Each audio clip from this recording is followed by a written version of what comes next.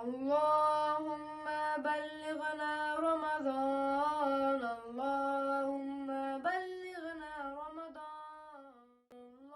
अस्सलाम वालेकुम। आज आपके लाए हैं मज़ेदार फ्रूट चाट। इसके लिए आपके पास कोई से भी फ्रूट हो आप इस्तेमाल कर सकते हैं। मैंने जो इस्तेमाल किया है वो है सेब, केला, कीनू या माल्टे और कुछ किस्म की बेरीज़ हैं। रसबेरी है, ब्लूबेरी है और ये इसको जर्मन में ब्रोमबेरे कहते हैं। इंग्लिश का नाम इस वक्त मेरे जहन से निकल गया, या उर्दू का नाम भी। और इसमें मैं डालूँगी कुछ थोड़ा सा दही, चाट मसाला, ये लेमन पाउडर, शहद, नमक और काली मिर्च। आप अपनी पसंद के मसाले डाल सकते हैं। आप इसमें लाल मिर्च भी डाल सकते हैं। आप इसमें धनिया का पाउडर, ज़ीरे का पाउडर भी डाल सकते हैं। अब हम सबसे पहले काटेंगे छोटा छोटा अपने फ्रूट को और फिर उसके अंदर मसाले शामिल करेंगे। ये हमने फ्रूट को छोटा छोटा काट लिया है। अच्छा, मैंने इसमें गाजर भी डाली है, बिल्कुल छोटी छोटी काट के। अगर आपको अच्छी लगती है तो आप डाल सकते हैं, वरना आप छोड़ दें इसको।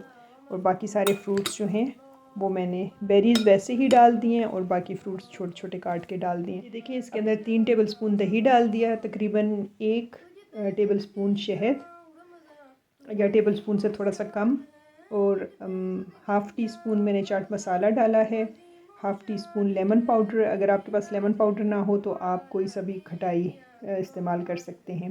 अगर खटाई ज़्यादा पसंद नहीं करते तो छोड़ भी सकते हैं। हाफ़ टी स्पून मैंने काली मिर्च डाली है और हाफ़ टी स्पून मैंने इसमें नमक डाला है। अब इन सबको मिक्स कर देते हैं अच्छी तरह से। ये हमने इसमें तमाम चीज़ें अच्छी तरह से मिक्स कर दी और ये आपके सामने मज़ेदार फ्रूट चाट तैयार है। हेल्दी है क्योंकि इसमें मैंने क्रीम नहीं डाली। क्रीम की वजह से अक्सर लोगों का कोलेस्ट्रॉल बढ़ जाता है या फ़ैट कॉन्शियस होते हैं, डाइट कॉन्शियस होते हैं, तो इस वजह से मैंने इसमें योगर्ट डाला है। लो फैट योगर्ट था। आप कोई सा भी दही इसमें इस्तेमाल कर सकते हैं। आपने सर्व करना हो उससे तकरीबन 5-10 मिनट पहले इसमें दही शामिल कीजिएगा, वरना दही जो है वो अपना पानी छोड़ देता है, तो ये बहुत ज़्यादा लिक्विड इसमें हो जाता है, बहुत ज़्यादा पतला आपको इसमें पानी नज़र आएगा। इसलिए बेहतर यही है कि आप फल पहले काट लें और दही और मसाले जिस तक आपने सर्व करना हो उससे आप 5 या 10 मिनट पहले उसमें मिक्स कर दें। फिर आपको इसकी बड़ी खिली हुई शक्ल नज़र आएगी।